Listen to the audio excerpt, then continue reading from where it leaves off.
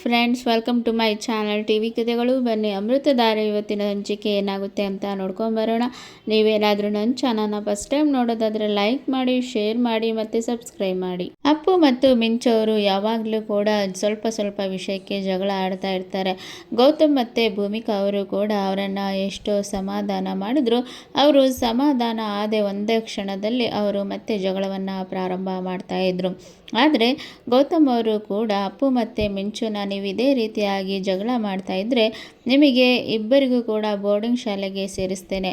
ಆಗ ನೀವು ಅವನನ್ನು ನೋಡೋ ಹಾಗಿಲ್ಲ ಮತ್ತು ನೀನು ಯಾರನ್ನು ನೋಡೋ ಹಾಗಿಲ್ಲ. ಹಾಗೆ ನೀವು ಅಲ್ಲಿ ಓದ್ಕೊಳ್ಬೇಕು ಮತ್ತು ನೀವು ದೂರ ಇದ್ದರೆ ನಿಮಗೆ ಗೊತ್ತಾಗುತ್ತೆ ಅಂತ ಹೇಳಿ ಈ ಕಡೆ ಗೌತಮ್ ಅವರು ಅವರಿಗೆ ಹೇಳಿದಾಗ, ಇಲ್ಲ ಪಪ್ಪ, ನಾವು ಇನ್ಮೇಲೆ ಆ ರೀತಿ ಮಾಡೋದಿಲ್ಲ ಅಂತ ಹೇಳಿ ಇಬ್ಬರು ಕೂಡ ಸೈಲೆಂಟ್ ಆಗಿ ಮತ್ತು ಇಬ್ಬರು ಕೂಡ ಅಕ್ಕ ತಮ್ಮನ ಹಾಗೆ ಪ್ರೀತಿಯಿಂದ ಅನುಸರಿಸಿಕೊಂಡು ಹೋಗ್ತಾ ಇರ್ತಾರೆ.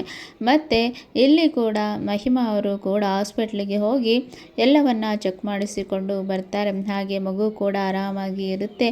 ಮತ್ತು ಅವರ ಅತ್ತೆ ಮಂದಾಕಿನಿಯವರು ಕೂಡ ಮಹಿಮಾನನ್ನು ಚೆನ್ನಾಗಿ ನೋಡ್ಕೊಳ್ತಾ ಇರ್ತಾರಂತಾನೆ ಹೇಳ್ಬೋದು. ಇಲ್ಲಿ ಅಪ್ಪು ಮತ್ತು ಮಿಂಚು ಅವರು ಕೂಡ ಊಟ ಮಾಡ್ತಾ ಇರ್ತಾರೆ. ಆಗ ಭೂಮಿಕಾ ಅವರು ಕೂಡ ಅವರಿಗೆ ಬಡಿಸಿ ಊಟ ಮಾಡಲಿಕ್ಕೆ ಇಟ್ಟಿರ್ತಾರೆ. ಆಗ ಈ ಕಡೆ ನನಗೆ ಅಪ್ಪ ಅಮ್ಮ ನನಗೆ ಹೆಚ್ಚು ಪ್ರೀತಿ ಮಾಡೋದು ಅಂತ ಹೇಳಿ ಅಪ್ಪು ಬಿಲ್ಡಪ್ ಕೊಡ್ತಾ ಇರ್ತಾರೆ. ಇಲ್ಲ, ನನಗೆ ತುಂಬ ಪ್ರೀತಿ ಮಾಡೋದು ಅಂತ ಹೇಳಿ ಮಿಂಚು ಹೇಳ್ತಾ ಇರ್ತಾರೆ. ಆಗ ಈ ಕಡೆ ಅಪ್ಪು ಅವರು ಪ್ಲ್ಯಾನ್ ಮಾಡಿ, ಅಮ್ಮ ನನಗೆ ಇವತ್ತು ಯಾಕೋ ಊಟ ಮಾಡೋಂಗೆ ಆಗ್ತಿಲ್ಲ, ನೀನೇ ತಿನ್ನಿಸ್ತೀಯ ಅಂತ ಹೇಳಿ ಇಲ್ಲಿ ಹೇಳ್ತಾರೆ. ಆಗ ಆಯಿತು ಕಂದ ಅಂತ ಹೇಳಿ ಈ ಕಡೆ ಭೂಮಿಕಾ ಅವರು ಅಪ್ಪುಗೆ ತಿನ್ನಿಸ್ತಾ ಇರ್ತಾರೆ. ಮತ್ತು ಮಿಂಚುನು ಕೂಡ ನಿನಗೊಬ್ಬನಿಗೆ ಮಮ್ಮಿ ತಿನ್ನಿಸೋದು, ನನಗೆ ಪಪ್ಪ ತಿನ್ನಿಸ್ತಾರೆ ಅಂತ ಹೇಳಿ ಮನಸ್ಸಿನಲ್ಲಿ ಅಂದ್ಕೊಂಡು, ಪಪ್ಪ ನನಗೆ ಇವತ್ತು ಯಾಕೋ ತಿನ್ನಂಗೆ ಆಗ್ತಾ ಇಲ್ಲ, ನೀವು ತಿನ್ನಿಸ್ತೀರಾ ನಿಮ್ಮ ಕೈಯಾರೆ ಅಂತ ಇಲ್ಲಿ ಹೇಳ್ತಾರೆ.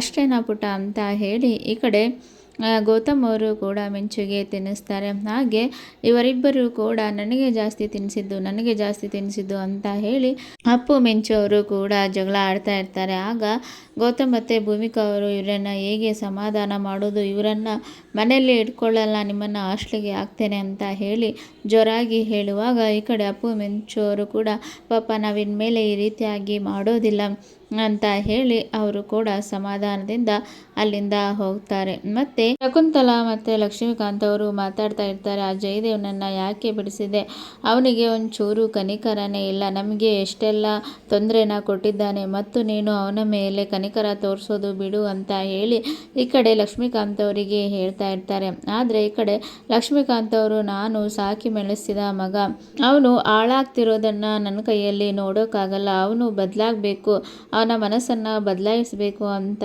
ಹೇಳಿ ಲಕ್ಷ್ಮೀಕಾಂತ್ ಅವರು ಹೇಳ್ತಾರೆ. ಆಗ ಶಕುಂತಲಾ ಅವರು ಕೂಡ, ನೀನು ಏನೇ ಮಾಡಿದ್ರು ಅಣ್ಣ ಅವನು ಬದಲಾಗೋದಿಲ್ಲ ಅಂತ ಎಷ್ಟು ಹೇಳಿದ್ರು ಕೂಡ ಲಕ್ಷ್ಮೀಕಾಂತ್ ಅವರು ಕೇಳದೆ, ಇಲ್ಲ, ನಾನು ಜಯದೇವನ್ನ ಬದಲಾಯಿಸ್ತೇನೆ, ಅವನು ಎಲ್ಲಿದ್ದಾನೆ ಅಂತ ನೋಡಿಕೊಂಡು ಬರಬೇಕು ಅಂತ ಹೇಳಿ ಮನಸ್ಸಿನಲ್ಲಿ ಅಂದುಕೊಂಡು ಜಯದೇವ್ ಎಲ್ಲಿರ್ಬೋದು ಅಂತ ಹೇಳಿ ಹುಡ್ಕೊಂಡು ಹೋಗ್ತಾರೆ. ಆಗ ಈ ಕಡೆ ದಿಯಾ ಅವರ ಮನೆ ಕೂಡ ಅವರಿಗೆ ಬೇರೆ ಮನೆ ಮಾಡಿದ್ದಾರೆ ಅಂತ ಹೇಳಿ ಗೊತ್ತಾಗುತ್ತೆ. ಹಾಗೆ ದಿಯಾ ಅವರ ಅಡ್ರೆಸ್ಸನ್ನು ತೆಗೆದುಕೊಂಡು ಈ ಕಡೆ ಲಕ್ಷ್ಮೀಕಾಂತ್ ಅವರು ಹೋಗ್ತಾ ಇರ್ತಾರೆ. ದಿಯಾ ಅವರ ಮನೆಗೆ ಹೋಗಬೇಕು ಅಂತ ಹೇಳಿ ಗೇಟಿನಿಂದ ಹೋಗ್ತಿರುವಾಗ ಆ ಕಡೆ ಸೆಕ್ಯೂರಿಟಿಯವರು ಕೂಡ ಲಕ್ಷ್ಮೀಕಾಂತ್ ಅವರನ್ನು ಯಾರು ಅಂತ ಹೇಳಿ ಬಿಡೋದೇ ಇಲ್ಲ. ಆಗ ಹೇಗೆ ಹೋದರೆ ಅವರಿಗೆ ಗೊತ್ತಾಗುತ್ತೆ ಅಂತ ಹೇಳಿ ಈ ಕಡೆ ಲಕ್ಷ್ಮೀಕಾಂತ್ ಅವರು ಕಾಂಪೌಂಡನ್ನು ಹಾರಿ ಅಲ್ಲಿಂದ ಬರ್ತಾರೆ.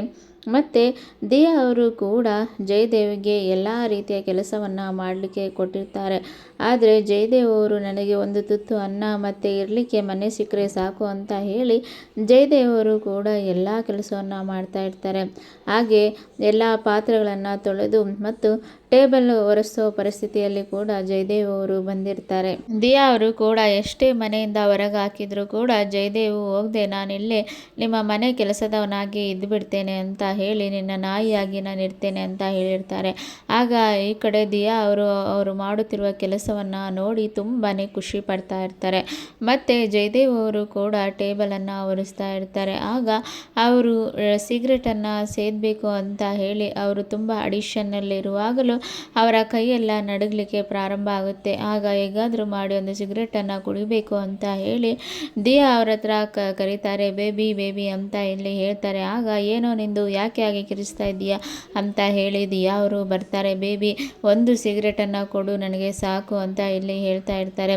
ಆಗ ಈ ಕಡೆ ನಿನಗೆ ಸಿಗರೇಟು ಅವೆಲ್ಲ ಕೊಡಲಿಕ್ಕೆ ಏನಂತ ತಿಳ್ಕೊಂಡಿದ್ಯಾ, ಸುಮ್ಮನೆ ಕೆಲಸ ಮಾಡು ಅಂತ ಇಲ್ಲಿ ಅಂದ್ಕೊಳ್ತಾ ಇರ್ತಾರೆ. ಆಗ ಇಲ್ಲ ಬೇಬಿ ಒಂದೇ ಒಂದು ಕೊಡು ಅಂತ ಹೇಳಿ ಈ ಕಡೆ ದಿಯಾ ಅವ್ರನ್ನ ಕೇಳ್ತಾ ಇರ್ತಾರೆ.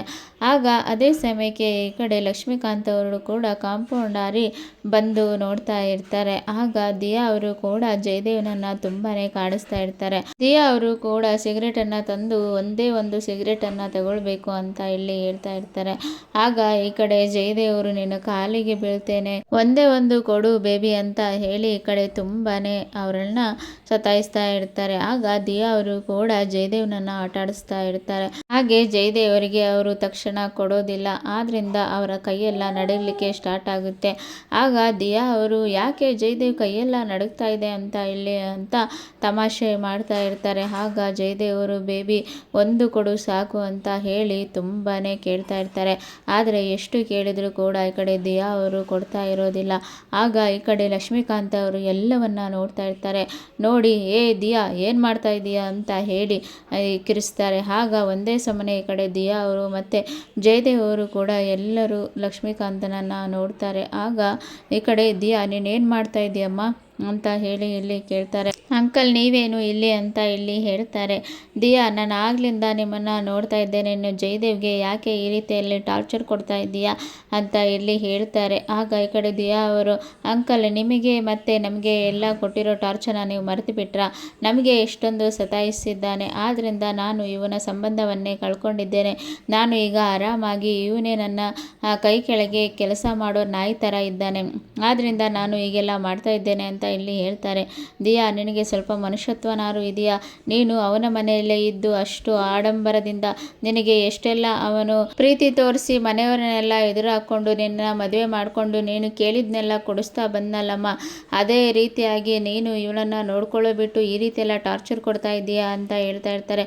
ಆಗ ದಿಯಾ ಅವರು ಕೂಡ ಅಂಕಲ್ ಇವನು ಎಷ್ಟು ಟಾರ್ಚರ್ ಕೊಟ್ಟಿದ್ದಾನೆ ಅಂತ ನನಗೆ ಗೊತ್ತು, ಆದರೆ ನಾನು ಅದನ್ನು ತೋರಿಸ್ಕೊಳ್ತಾ ಇದ್ದಿರಲಿಲ್ಲ, ನಿಮಗೆ ಅಷ್ಟು ಇವನನ್ನು ನೋಡಿ ಕಷ್ಟ ಅನಿಸೋದಾದರೆ ನೀವು ನಿಮ್ಮ ಮನೆಗೆ ಕರ್ಕೊಂಡೋಗಿ ಇಟ್ಕೋಬೋದಲ್ಲ ಅಂತ ಇಲ್ಲಿ ಹೇಳ್ತಾರೆ. ಆಗ ಲಕ್ಷ್ಮೀಕಾಂತ್ ಅವರು ನಿನ್ನ ಹತ್ರ ಏನು ಬಿಡೋದು, ನಾನು ನನ್ನ ಮನೆಗೆ ಕರ್ಕೊಂಡು ಹೋಗ್ತೇನೆ ಅಂತ ಹೇಳಿ ಜಯದೇವ್ನನ್ನು ಲಕ್ಷ್ಮೀಕಾಂತ್ ಕರ್ಕೊಂಡು ಹೋಗಲಿಕ್ಕೆ ಸಿದ್ಧವಾಗ್ತಾರೆ. ಆದರೆ ಜಯದೇವರನ್ನು ಕರೀತಾರೆ, ಬಾರೋ ಅಳಿಮಯ್ಯ ಹೋಗೋಣ ಅಂತ. ಇಲ್ಲ ನಾನು ಬರೋದಿಲ್ಲ ಅಂತ ಹೇಳಿ ಜಯದೇವ್ ಹಠವನ್ನು ಮಾಡ್ತಾರೆ. ಆಗ ಈ ಕಡೆ ಲಕ್ಷ್ಮೀಕಾಂತ್ ಅವರು ಕೂಡ ನಿನಗೆ ಏನು ಬೇಕು ನಾನು ಎಲ್ಲವನ್ನು ಕೊಡಿಸ್ತೇನೆ, ಬಾ ಹೋಗೋಣ ಅಂತ ಹೇಳಿ ಲಕ್ಷ್ಮೀಕಾಂತ್ ಅವರು ಜಯದೇವ್ನನ್ನ ಗೌತಮ್ ಮನೆಗೆ ಕರ್ಕೊಂಡು ಹೋಗ್ತಾರೆ.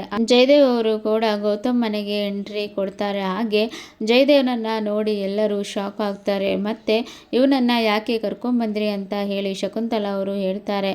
ಮತ್ತೆ ಎಲ್ಲರೂ ಶಾಕ್ ಆಗಿ ಇರ್ತಾರೆ. ಇಲ್ಲಿನವರೆಗೆ ಇವತ್ತಿನ ಸಂಚಿಕೆ. Thank you for watching.